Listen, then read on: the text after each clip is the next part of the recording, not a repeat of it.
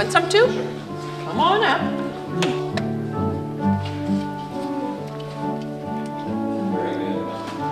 Isn't it? It's that smoked cheese I put in. Well, no, it's really the corn. It's the Earl Hafner corn is what's really good.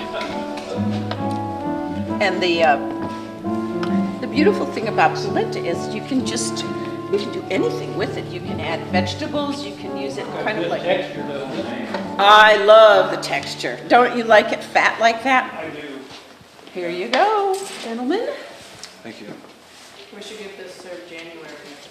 That's all you need. Mm-hmm. Amen. I don't think I made it on for the last year. This would go good with a stout beer. Any beer is a good. Well, yeah, I do. We're eating corn polenta where I put a slightly smoky cheese and some garlic and marjoram and salt and pepper and butter. That's simple. So Earl, what I want to know is why is your corn so sweet? Is it a varietal thing? Part of it is when we search for a variety of corn for our meal, we like it to be flinty, but yet enough starch. You know, starch gives you your flavor and everything, but the flint gives you your texture. So I usually just go to the different grain bins that I have corn in, and I find the variety that I like the best after it goes through the mill. You use the term flinty. How does one what does a flinty corn look like? Popcorn. Popcorn is very flinty.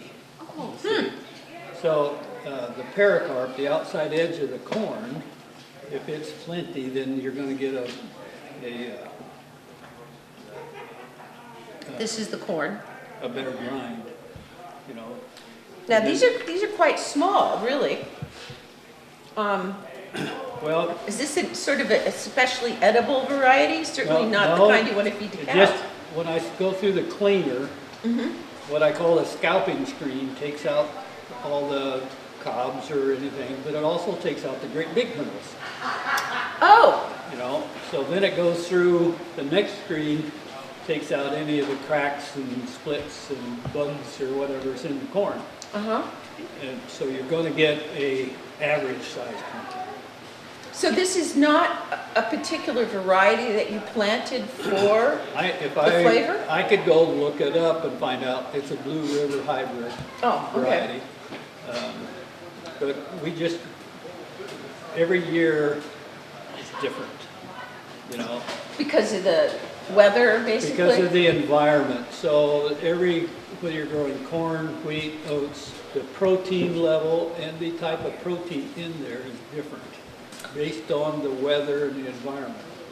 Environment meaning Mother Nature, temperatures and... temperature, moisture, Sunshine. soil fertility. Yeah, but your fertility is probably fairly consistent because you're rotating and it's all... Oh, you have different fields that are more fertile? Is that the... Well, we have different soil types. Ah, okay. You know, so in this area, within a field, you can have 4 different soil types. You can have a real sandy, or you can have the black gumbo type. So that's why you're actually sorting post-harvest for sweetness? Well, I don't taste it for sweetness. I go by the quality of the grind. So you're running it through the mill and you're like visually inspecting it, feeling it, Yeah. because your corn has a really, really delicious... I mean, part of it is because it's so fresh by the time we get it, because it's But, locally processed. If I could diverge a little bit, Oh, please do. if the neighbors' cows get out 2 miles away, I've had them walk 2 miles to my organic corn. Some smart cows there. Literally, if you look at the wildlife, they will hit the organic corn much harder than they do the conventional. Well, I've heard, and I thought it was maybe old wives' tales, that wildlife will eat the normal corn as opposed to the GMO corn. Well, when deer attack a cornfield, the first thing they eat in the spring is the new shoot coming up, the ear shoot. So that is the tender cob and the silk and everything. And so they don't really taste the grain then. So that's when they do most of the damage. Oh, but it's in the plant. Right. Like for GMO, it's in every cell of the plant, those Right. BT little guys. But when the grain gets mature, Mm-hmm. they will attack a cornfield, an organic cornfield. And I've had turkeys move in, and Come on over, folks, here's the organic corn, right? you go into a field and the ears are hanging down in the fall like they are. A turkey will start at the bottom and he'll just shuck it all the way to the top. And you think you got a very nice crop out there, and I've had them take half of the crop between the turkey and the deer, if you're close Wow. to the timber. Earl. But open pollinated is worse. They will take 90% of the crop. Cause it's so good? Is that what it- Well, open pollinated has a better flavor and all that, you know? So Sounds like a testimonial to me. Mother Nature has a way of saying, eat this, you know? Only us humans are dumb enough to not know. Well, the biggest thing in our diets, and if you watch the livestock or the wildlife, is they have variety. You know, and that's the biggest thing. If they eat something that's not quite as nutritious, you know, they make up for it over here. You know, so they eat the nettles,